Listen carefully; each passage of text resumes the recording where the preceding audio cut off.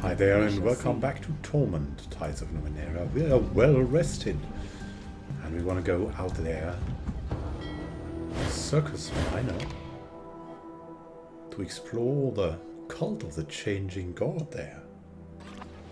Or some believe that we are the changing god. But I'm not sure we should believe that. Let's find out more about these people. We were just coming from Tranquility's Rest. We haven't discovered yet where to rest in the city. It costs shins there. It costs 20 per person, so effectively 60. But it's a very big help. As you wish.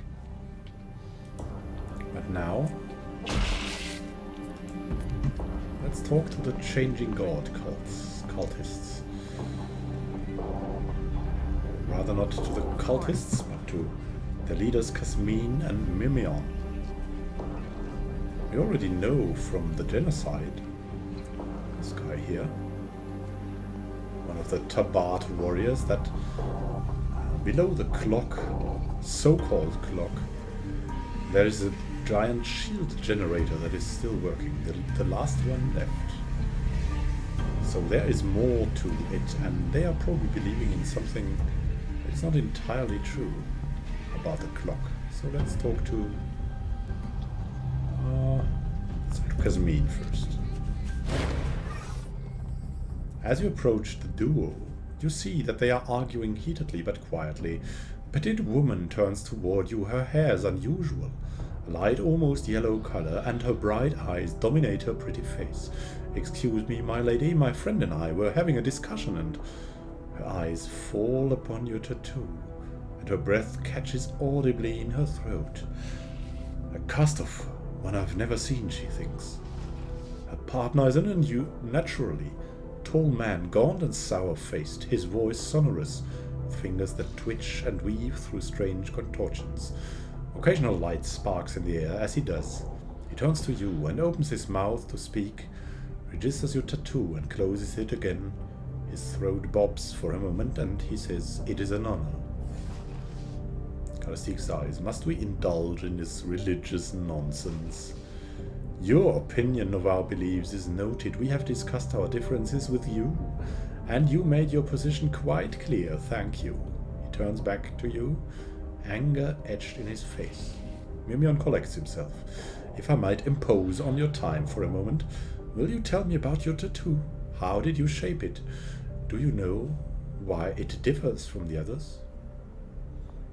Scan thought, "I'm having trouble placing her. Could it be I need more time to question her?"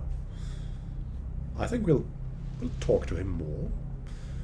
So we'll answer his questions. If he asks, we might find out something about us, right?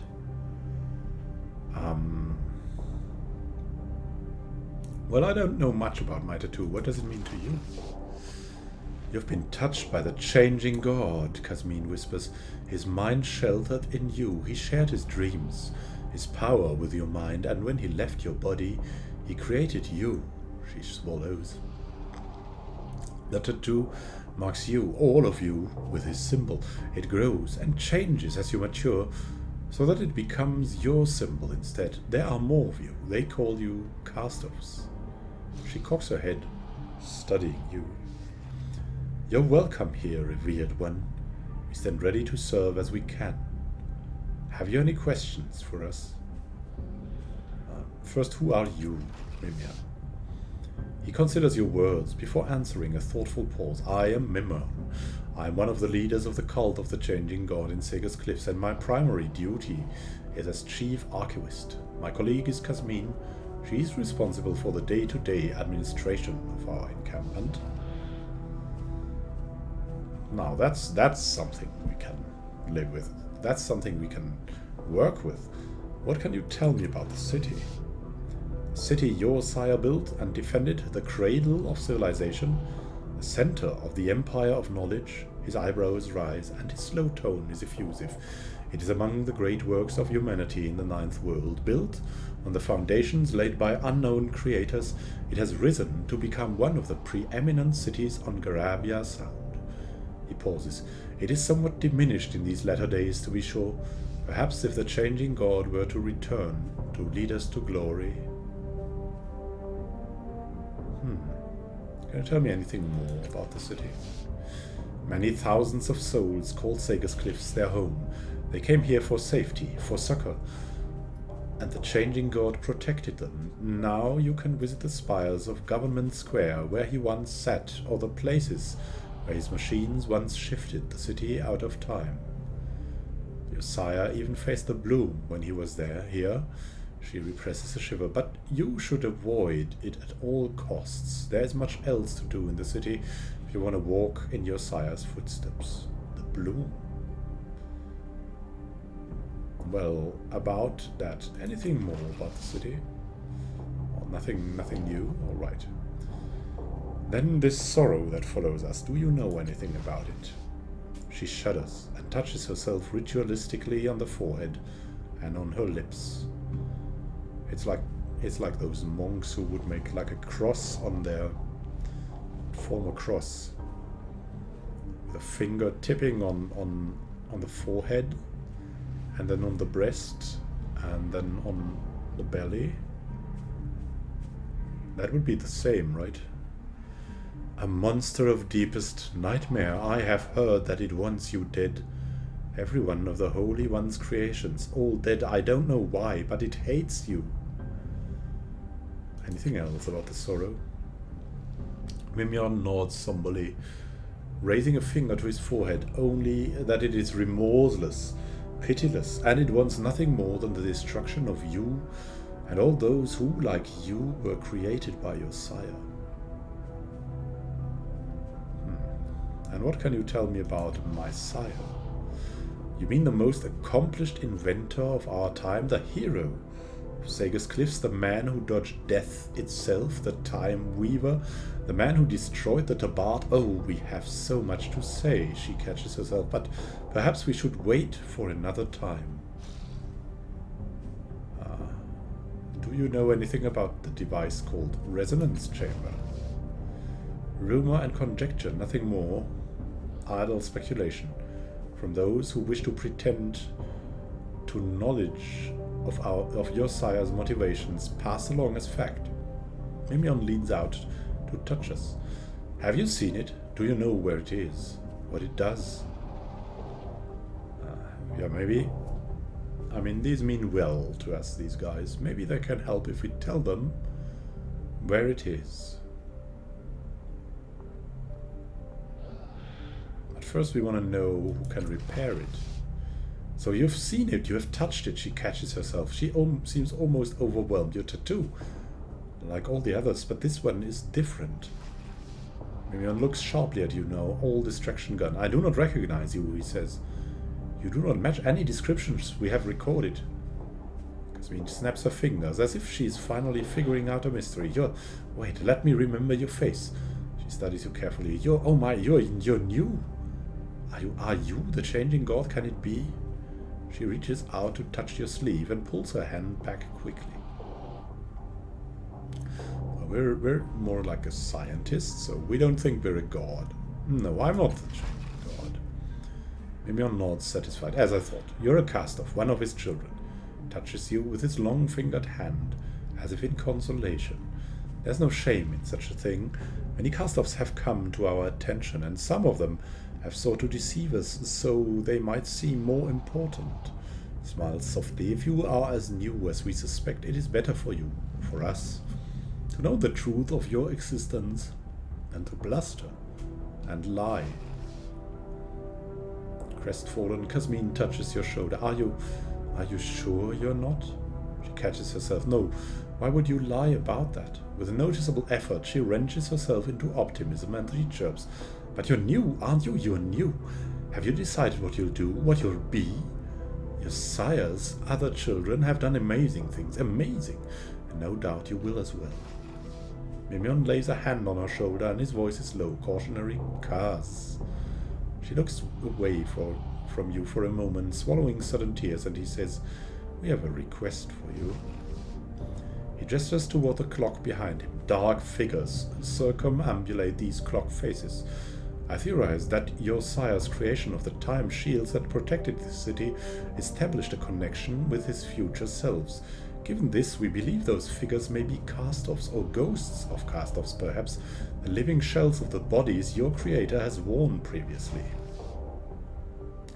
His fingers shrug eloquently for him. The clock is unmoored in time, you see. We do not have a knowledge sufficient to investigate, but you might. You have a connection with he who created the clock. You should be able to align it with the present time and uncover who these figures are. A gentle, rare smile appears. If you cannot, at least you will increase our store of knowledge. Kasmin smiles bravely, looking between Mimion and you, and says, and then we can answer the questions you must have. Right, Mim? Do we have any idea how to fix it? We have tried. I have appealed to the Order of Truth. I have spoken with eminent seekers of knowledge. We have sent for wisdom from as far as the steadfast. A great achievement, you must agree. None have given us an answer. We believe your sire created the device or had a hand in it. Perhaps. Dismay dances across his fingers. Kasmin, his hungry-eyed compatriot, steps in. Perhaps you can find an answer where others have failed, and then we can help you. She turns away. You will have our boundless gratitude, revealed one. I'll remember that. Now, best of luck. Yeah, we'll need it. Let's find out something about the clock first. All right. And then we need to make our studies. This complex machine towers over you. Its purpose is unclear, but the three circular faces set into the ground remind you of clocks. Something is wrong with the machine, however. It's partially transparent, shimmering in the air when you look directly at it. Clock faces seem to show several different times at once. Humanoid silhouettes ripple beneath its central clock face. One places his hand against the face as though it were a glass wall. They seem to be watching you. We'll examine it. The towering mechanism wavers in the air. Similar to Calistique, it appears to be in several states at once, though all of the machine states are in the exact same location. You can't touch it either. Your hand passes right through the structure. As you pull your hand away, a memory strikes you as powerfully as if someone took a club to your chest. You are working at the clock. It is no longer transparent, but perfectly solid. There's a noise behind you. So they've come, the three traitors. They think to surprise you. But through the powers of the clock you have foreseen this moment. As the faintest sound of metal sliding against leather, you slap a hand on the central clock face, activating the clock's arcane powers. You're not sure what it will do to them, but it's better than what they'll do to you. There's a flash. Arcs of energy stretch out from the clock over your shoulders to your would-be attackers. You don't see what happens to them, but they quickly disappear, along with their screams. As the last shreds of the memory fade, a swirl of energy passes through your body. Cold barbs prick every muscle. Suddenly tidal forces arc from the clock to three ancient devices in the cultist encampment. The clock recognized something inside you, or maybe vice versa. Either way, you have inadvertently activated the nearby device. I'll remember that. Crazy, look at that. What have we done? What is this? What are these things? Fine.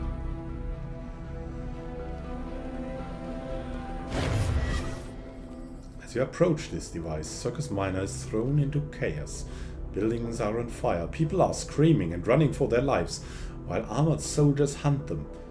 None of them seem to pay any attention to you, though. It's some kind of vision, not reality. You glance down at the device. A series of images flit across its surface.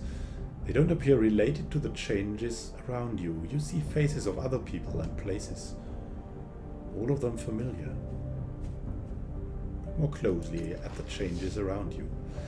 Circus miners under attack. Squads of armored soldiers roam the streets, hunting and killing anyone they might find. Mobs of people flee in terror, with only a few hapless souls trying and failing to fight them off. The soldiers are completely encased in jagged metal armor. You can't even tell if they are human. Looking beyond the carnage, the square in this vision looks wildly different. Many of the buildings that are on fire don't exist at all when you step away from the device, having been replaced by other structures. Examine the images on the surface of the device. As soon as you focus on them, you feel a warmth on your head where your tattoo is. The images respond to your thoughts, slowing and changing at your whim. It's something about your body that allows you to do this, which perhaps means that only you can even see the images.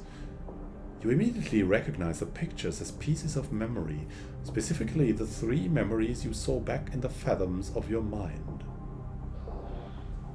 Oh my god. We'll leave it alone for now. We need to make sense out of this first. We need to find out more before we tinker with this strange device. So thank you for watching. I think we'll investigate something else before we do that. That seems very complicated. And we don't want to break time. As this is what it seems to be. We can manipulate time with it.